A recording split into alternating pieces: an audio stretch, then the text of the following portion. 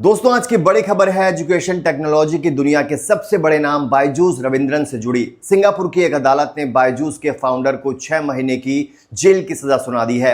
ये सजा contempt of court के केस में दी गई है। क्या है पूरा मामला, बायजूस रविंद्रन ने कोर्ट के आदेशों का पालन क्यों नहीं किया और अब आगे क्या होगा, आज के इस वीडियो में हम आपको पूरी डिटेल्स बताएंगे। वीडियो को लास्ट तक जरूर देखिएगा। सबसे पहले बताते हैं कि खबर क्या आ रही है। सिंगापुर कोर्ट ने बायजूस रविंद्रन को कंटेम्प्ट ऑफ कोर्ट का दोषी ठहराते हुए 6 महीने की जेल की सजा दी है। यह पहली बार है जब बायजूस रविंद्रन को जेल जाने की सजा मिली है।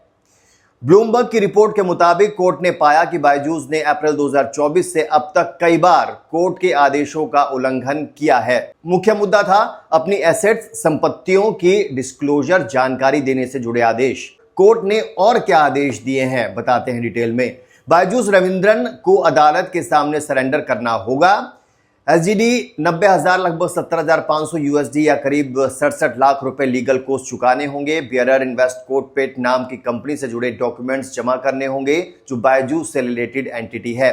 कोर्ट ने साफ कहा कि बायजूस ने एसेट्स की डिस्क्लोजर और हैंडलिंग से जुड़े कई आदेशों को बार बार पालन नहीं किया। अब बायजूस रविंद्रन का बयान क्या आया है इस पूरे मामले में। सजा सुनने के बाद बायजूस रविंद्रन ने तुरंत प्रतिक्रिया दी। उन्होंने कहा, मेरी तरफ से कोई रॉन्ग डूइंग नहीं हुआ। मैं इस गलत और एक तरफा नैरेटिव को अनकंटेंट नहीं छोड़ सकता। बायजूस का कहना है कि ये प्रोसीजरल कंटेम्प्ट है, फ्रॉड या डिसऑनेस्टी का केस नहीं बनता है। सेटलमेंट स्टॉक चल रहे हैं। लेंडर्स और इन्वेस्टर्स के साथ लगभग बात बन चुकी है। उन्होंने 15 जून को कोर्ट में अपीयर करने की बात भी कही और अपील के ऑप्शंस भी बताए। अब बायजूस की कहानी आपको बताते हैं, राइज से फॉल तक क्या कुछ हुआ। बायजूस रविंद्रन ने think and learn private limited Byju's की शुरुआत की थी। कोविड के समय ऑनलाइन एजुकेशन की डिमांड से कंपनी आसमान छू रही थी।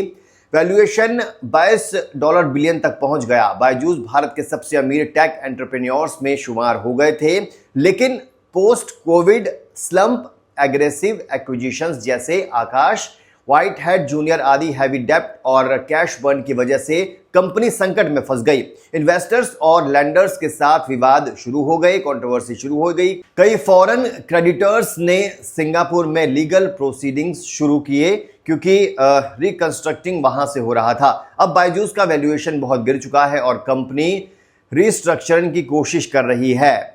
इसका क्या मतलब है दोस्तों, आपको बताते हैं एक्सपर्ट्स क्या कहते हैं। ये बायजूस के लिए एक और बड़ा लीगल सेटबैक माना जा रहा है। हालांकि ये फ्रॉड का केस नहीं बनता है, बल्कि कोर्ट ऑर्डर्स फॉलो ना करने का केस है। बायजूस रविंद्रन के लिए पर्सनल रेपुटेशन को नुकसान पहुंचा सकता है। एडटेक इंडस्ट्री में इन्वेस्टर कॉन्फिडेंस पहले से कम है, इस खबर से और प्रभाव पड़ सकता है।